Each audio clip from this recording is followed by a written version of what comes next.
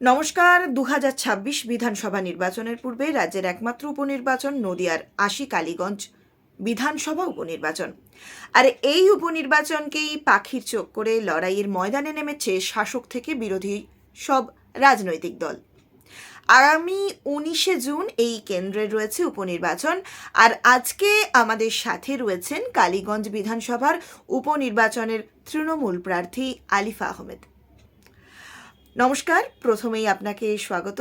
দিদি, শুরুর দিন থেকেই প্রচার করছেন, এখনো পর্যন্ত কেমন সাড়া পাচ্ছেন? নমস্কার।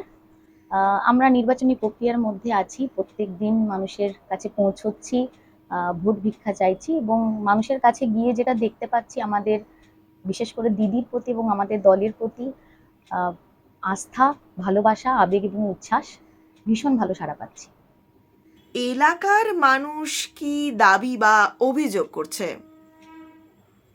দেখুন, কালীগঞ্জ ব্লকের যিনি বিধায়ক ছিলেন, তিনি হঠাৎ করেই হৃদরোগে আক্রান্ত হয়ে আমাদের ছেড়ে চলে যান। সেই জায়গা থেকে দাঁড়িয়ে একটা বিধায়কের যে সমস্ত অসম্পূর্ণ কাজ এলাকার লোক সেটাই দাবি করছে, সেই কাজগুলো যেন অব্যাহত থাকে এবং চালিয়ে যেতে পারি।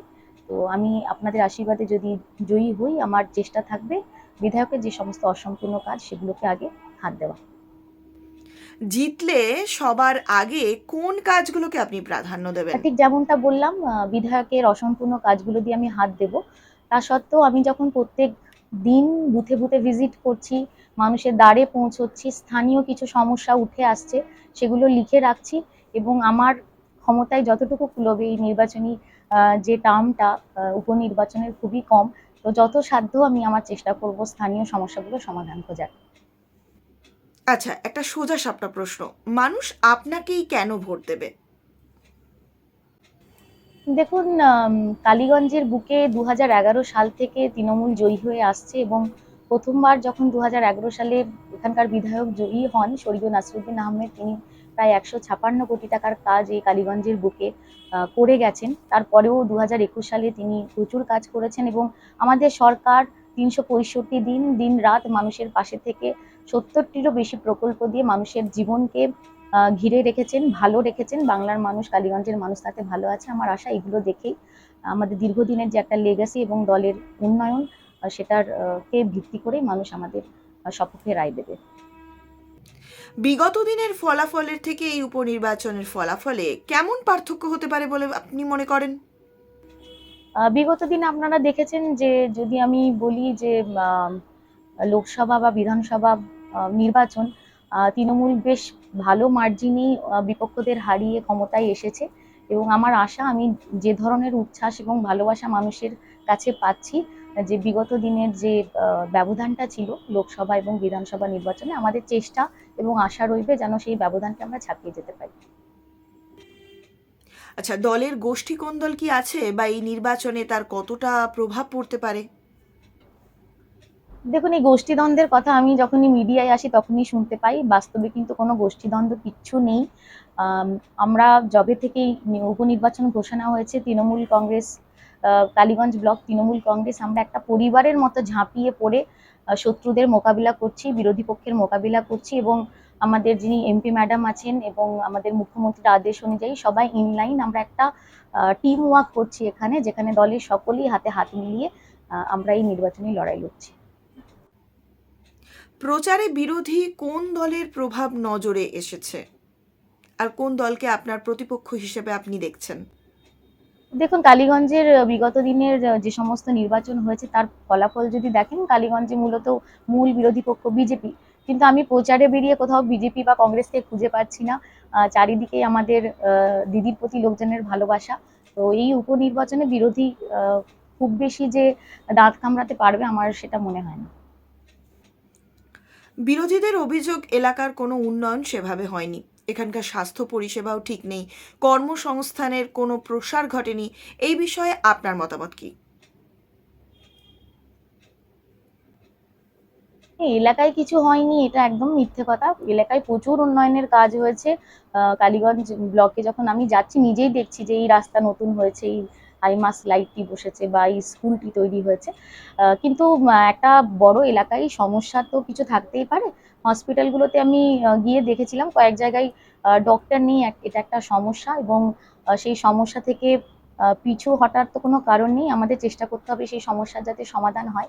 এবং হ্যাঁ, কর্মসংস্থান দেশ জুড়েই একটা সমস্যা। আপনারা দেখেছেন, বিশেষ করে আমাদের সেন্ট্রাল গভর্নমেন্ট যবে থেকে ক্ষমতায় এসছে, 2014 সালের পর থেকে আজ 45 বছরে ভারতবর্ষে বেকারত্বের হার সর্বোচ্চ।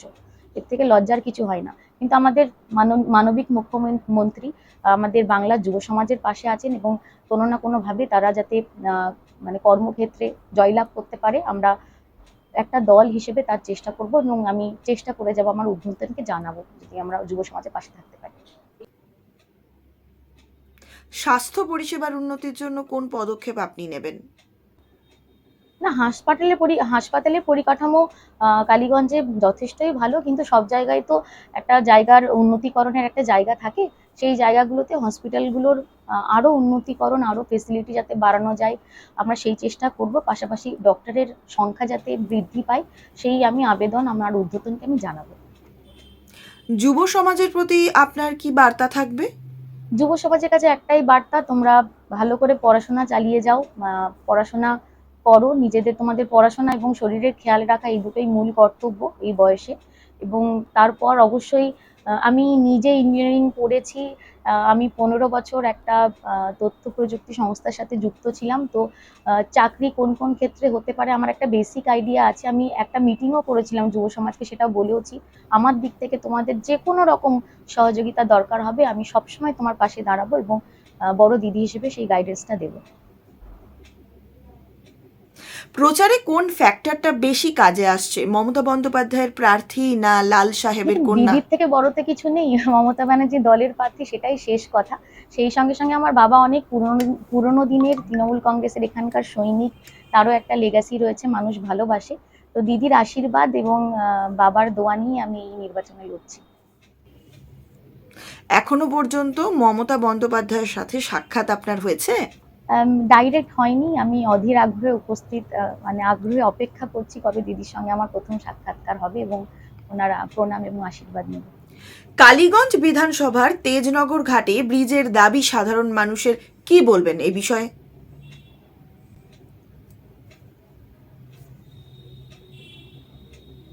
কালীগঞ্জ জুড়ে প্রচুর কাজ হয়েছে। আমাদের এমপি ম্যাডামের ল্যাডেও বেশ কয়েকটা কালভার্ট নির্মাণ হচ্ছে। এই দাবিটা আমার জানা। তো এটা একটা বড় অঙ্কের অর্থের প্রয়োজন। আমি অবশ্যই এই দাবিটা আমাদের যিনি এমপি ম্যাডাম আছেন, মৌহাদির সাথে আলোচনা করব, এবং চেষ্টা করব কোনো একটা খাতে যদি এই ব্রিজটা করে দেওয়া যায়। বিধানসভার ভোটারদের উদ্দেশ্যে আপনার বার্তা কি? ভোটারদের উদ্দেশ্যে একটাই বার্তা, দেখুন, এতগুলো বছর ধরে দিদি আমাদের মানবিক মুখ্যমন্ত্রী বাংলার মানুষের পাশে থেকে বাংলাকে আগলে রেখেছেন, এবং আমরা কালীগঞ্জের মানুষের পাশে থেকে তৃণমূল দল হিসেবে প্রচুর কাজ করেছি। দিন রাত্রি আপনাদের পাশে থাকছি, এবং বাবা চলে যাওয়ার পর বাবার মেয়ে হিসেবে কোথাও না কোথাও কালীগঞ্জের সঙ্গে নিজের একটা আত্মিক যোগাযোগ খুঁজে পেয়েছি, এবং আপনাদের হয়ে আপনাদের পাশে থেকে কালীগঞ্জের পাশে থাকতে চাই, কাজ করতে চাই, আপনাদের উপকার করতে চাই। আপনারা আমাকে সেই সুযোগটুকু দেবেন, আমি এইটুকু আশা রাখি। কালীগঞ্জের একদা আবেগ এবং কর্মসংস্থানের ভিত সুগার মিল, যা বন্ধ দীর্ঘদিন, এই বিষয়ে আপনার মতামত কি?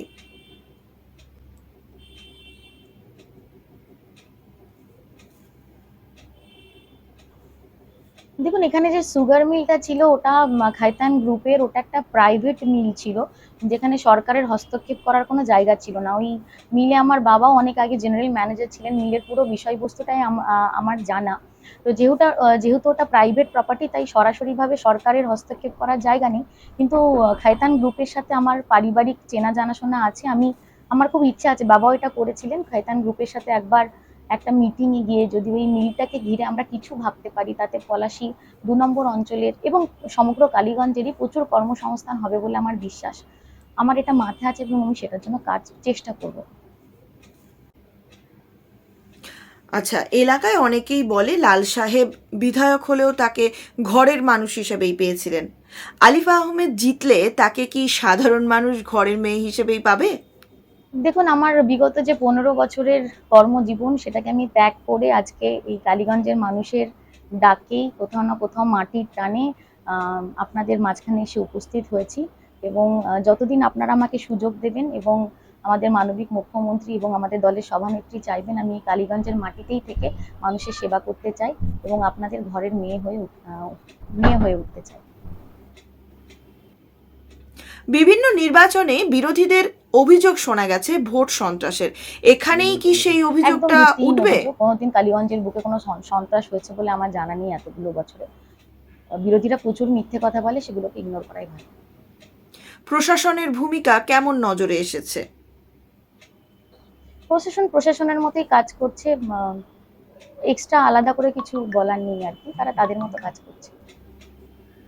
আমার বিশ্বাস পুরো কালীগঞ্জ জুড়ে শান্তিপূর্ণ ভোট এবার হতে চলেছে।